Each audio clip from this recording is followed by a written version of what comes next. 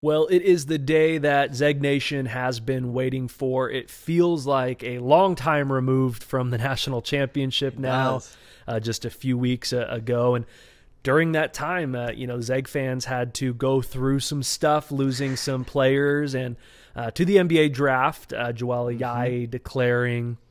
Jalen Suggs ended up declaring today. Congratulations to Jalen and Tommy Lloyd going to Arizona, which we will tackle for another part of the show. So we needed a little bit of good news, and we got it in a large helping today, and that would be that the #1 overall recruit in the class of 2021, Chet Holmgren, is officially a Gonzaga Bulldog. It's been a roller coaster these last few weeks, man. Like you said, the emotions. It's been a tough few weeks, and this was absolutely what every Zag fan needed. If you've been on Twitter, you've been following along, we've talked a lot in our recruiting videos throughout the season. There was an overwhelming feeling that this would happen eventually, but just as you said, man, today is finally the day. Seeing him announce on ESPN live, he's going to be a Gonzaga Bulldog. It's just incredible, man. Just new heights for the program, which seems it's crazy. 20 years later, they're still reaching new heights constantly, and this is another one of those milestones. Yeah, I don't want to get too sentimental. This video is about Chet and about what he means and what we can expect out of him next season. But to think about where this program was at 22 years ago and think that our top assistant just got taken away to be the head coach of Arizona. Yeah. And had you told me that 5 years ago, even that would happen, I'd probably tell you you're crazy. And that we would be getting the #1 recruit in the country. I mean, that was reserved for the Kentuckys and the Dukes, and Gonzaga, having made 2 of the last 4 national championship games, now has a seat at that table. Absolutely. That being said, let's get into the news and talk about this unicorn of a player that the Bulldogs are getting, and that is Chet Holmgren. My favorite stat info that came out on this is, 24/7 Sports, which we use, everybody really uses for recruiting and the composite profiles. They, in the history of 24/7 recruiting, which was 2003 to present, there have been 6 guys who were a 1.00 recruit. That's the highest possible perfect score, right? And those guys were LeBron James, decent, Dwight Howard, Greg Oden, Andrew Wiggins, RJ Barrett, and Chet Holmgren. So he is in very special company. Yeah, just seeing him on that list, man, it really just goes to show and I mean we in the sense of everybody, you have not seen a skill set like Chet Holmgren in somebody his size. I mean, it's truly incredible. As you see from that list, they do not throw out perfect rankings often at all. And the guys that have got those perfect rankings, aside from Greg Oden, who of course struggled with injury problems, everybody else is obviously a great player. You've got LeBron James, who is not even arguably the best player in the NBA that we've seen his entire duration in the league. And even guys like Andrew Wiggins and RJ Barrett, both a little bit younger still, but both great players. And RJ Barrett's one of the rising stars right now. So that class is beyond special to be in. And Zeg fans and college basketball fans in general, I hope you are ready to see this man, Chet Holmgren's skill set on the national stage. Well, he will be the most hyped college basketball player since Zion Williamson. I mean, he is a unicorn's unicorn. I think what people are getting too caught up in right now with Chet Holmgren is how does he translate to the pros? Guys, let's just worry about the 1 year of college we're getting next year, which is going to just be a blast to watch. And so I start doing comps to one-and-dones, guys who played in college basketball. And, a guy you hear a lot comped to him is Anthony Davis. And I'll tell you what, Anthony Davis got the Kentucky Wildcats a national championship. And so I think what you can expect as a Zags fan next season is, you thought there was a lot of spotlight on the program this last year. I mean, these boys they're going to have to earn it. They're going to have to do their work in non-conference play. The WCC with the transfer portal is going to be greatly improved. I mean, right now I feel pretty confident the WCC will be a 3-bid league. They may have a case when all is said and done to be a 4-bid league next year. And so this team will have to earn that respect. All of that being said, he is such a special player because of his game. He's a 7'1", player who can play the 1 through 5. And because of that, there's going to be more attention on this team than maybe there ever has been, including this past season, which is hard to even comprehend. So if you haven't watched Chet Holmgren, he's special. I mean, a guy who's 7'1", who can shoot the 3 better than most guards, pass the rock better than most guards, bring the ball up the court better than most threes, and he's probably the best shot blocker coming out of high school in the last decade. I mean, tell us what type of player Zeg fans can expect to play in the kennel next season. You can't even put it into words as to one type of player. Like you said, his skill set is so unique. You bring up the Anthony Davis comp, and I know right away there's going to be people watching this that they're probably already typing and upset about it. But you go back and look at it. Anthony Davis was 6'10", 200 coming out of high school, right? Everyone wants to talk about Chet's weight. He's 7'1", 195. That's a very reasonable comparison right there. Another one that we discussed before the show here, of course, is Kevin Durant. Heard of him? Yep. Believe he was only listed at 6'9" in high school. Of course, he tried to say he was 6'9" for a number of years in the NBA. But there's just so few comparisons. And Kristaps Porzingis you could maybe throw in there, although he doesn't have the handles.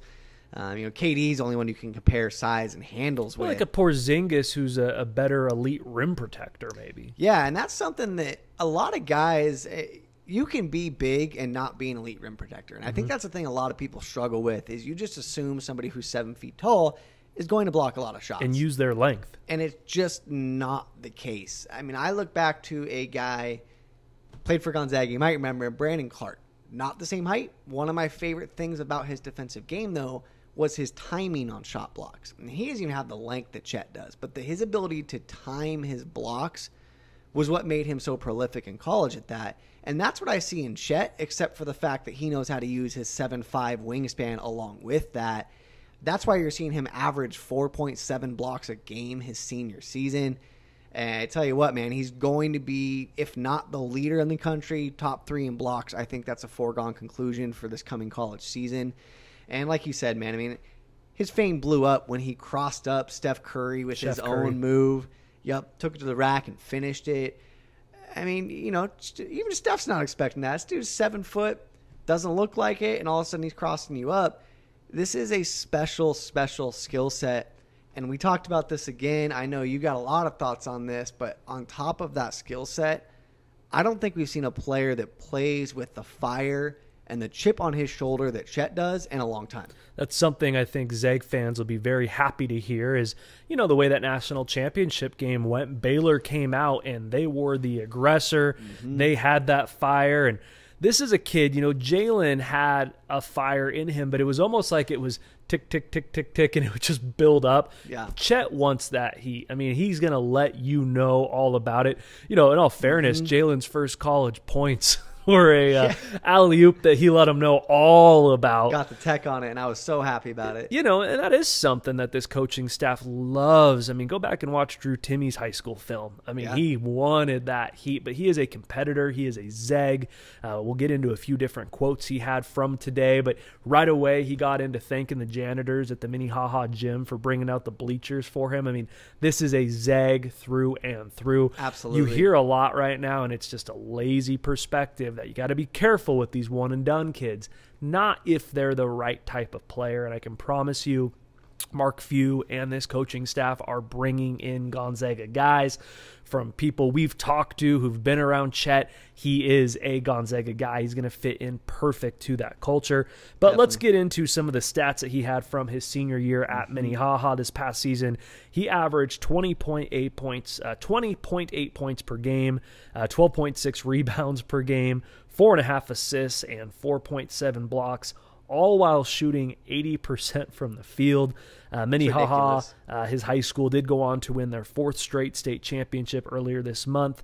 And he went in that game for 18, 13, and 7 in an 80-29 victory in the Class 3A championship game. The crazy thing about that game is it actually was kind of close at halftime. Yeah, a little bit. Minnehaha just completely went out and balled out in that second half. But this is a kid that, in all honesty, he played for Team Sizzle, which is who Jalen Suggs played for as well. It's such a high-level quality of ball that, the high school is great, but a lot of the great competition they take on is in the club circuit and stuff like that. And I think where we really saw, like, wow, this kid can be very special is earlier in the season, he had a chance to take on the #1 recruit in the 2022 class, and it wasn't up for debate. He absolutely dominated that matchup. Yeah, he did. I mean, Emoni Bates is the clear-cut #1 recruit for 2022. He's been touted as the next KD for actually a number of years now. Going to Michigan State. Yep. Currently committed to Michigan State. Been touted as the next KD for probably 3 years since he was, 14, 15 in that range. And, I mean, this was a nationally televised game in a year where both of these guys, you didn't quite know if you were going to play a full season. I mean, everyone remembers back in December, we were still in the midst of this crazy year. You didn't know what was going to happen. Chet came out, obviously, ready to take advantage of that moment, not knowing how many more he was going to get. And they were matched up against each other for the most part of that game. Emoni Bates, I believe, is listed at 6'8". And Emoni Bates had himself a game. Let's not get it confused. He is very rightly ranked #1 in the 2022 class. Chet Holmgren in that game ended with 31 points. I believe it was 17 boards and 7 blocks. I believe those were the stats. And they weren't just layups and dunks. He was bringing the ball up the court. He was hitting pull-up transition threes while getting hit.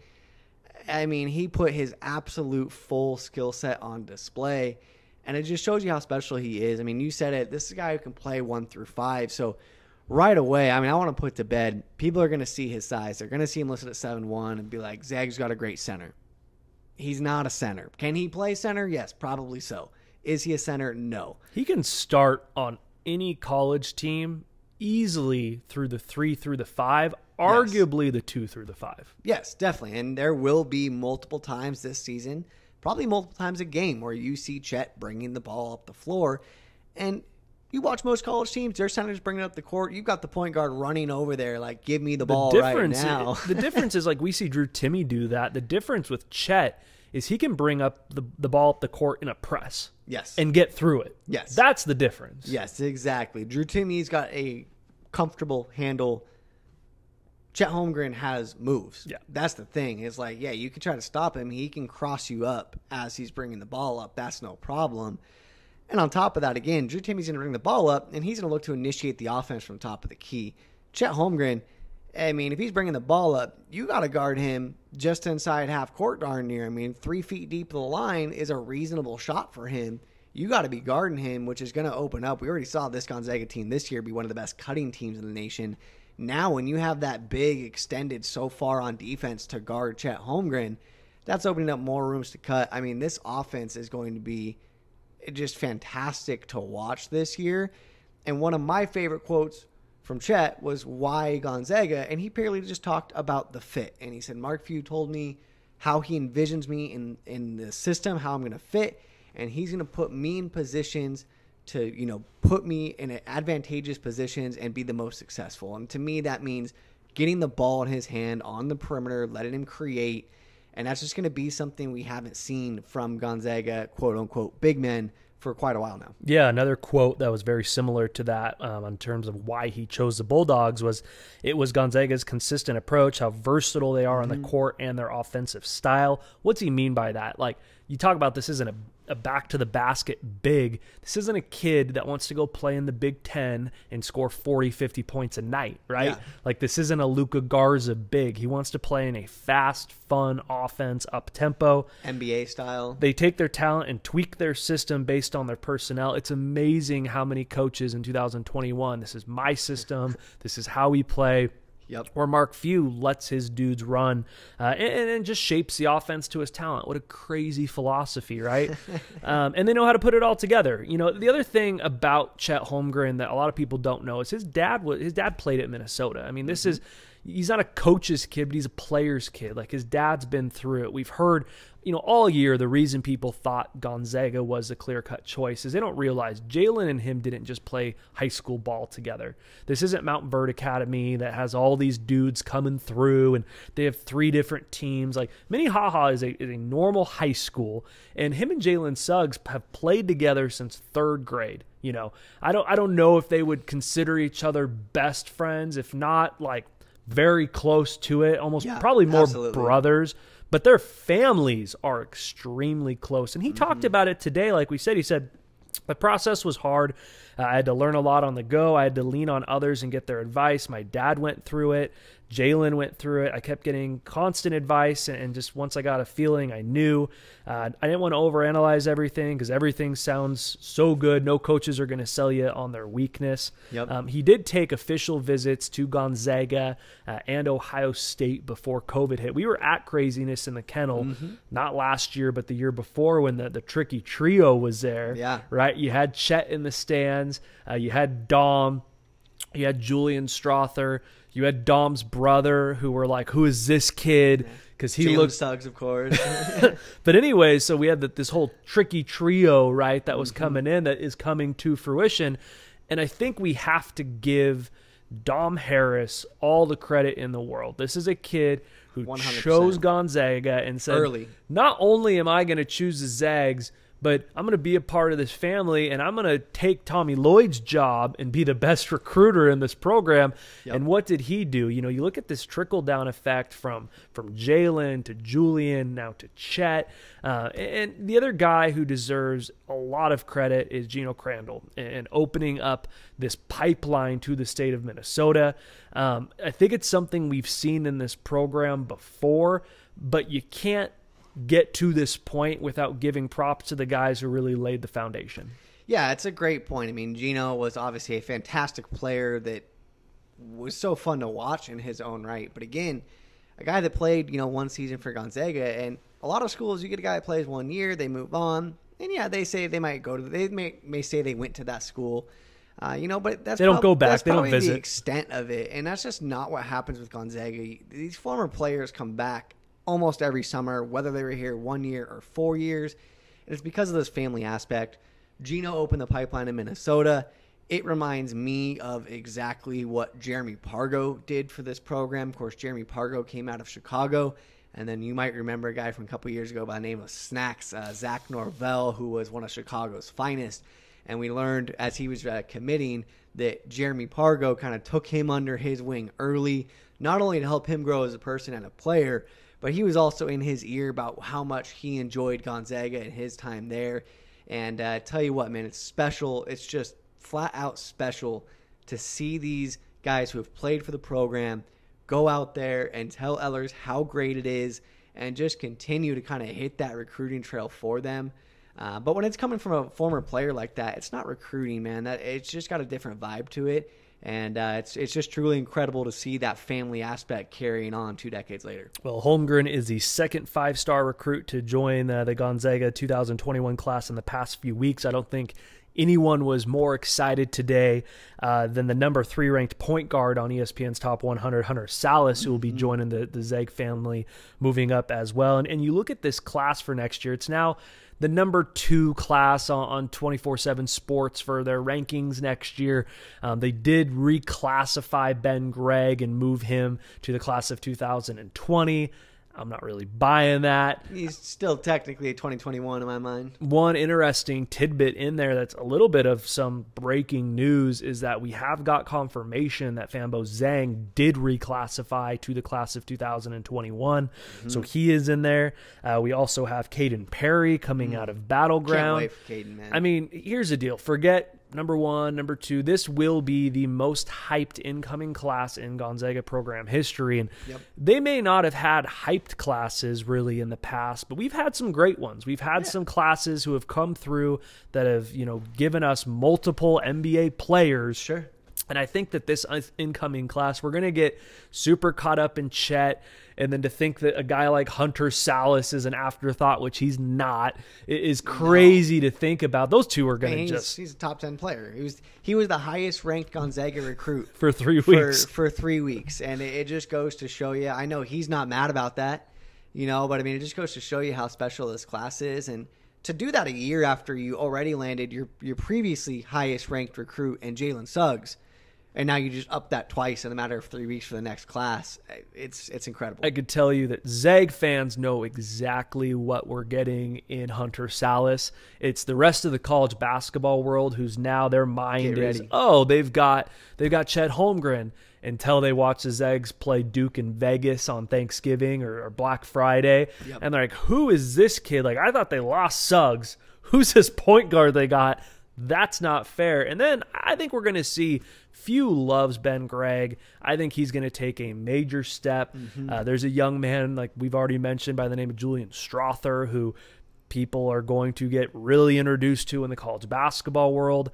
Dom Harris is I look for Dom to take an enormous step this year, assuming that Andrew Nembhard comes back. Drew Timme comes back. I do think that Anton Watson is going to take an enormous step this year. Yeah. And then it's a full summer to actually build and not rehab. And I think that's something that people forget.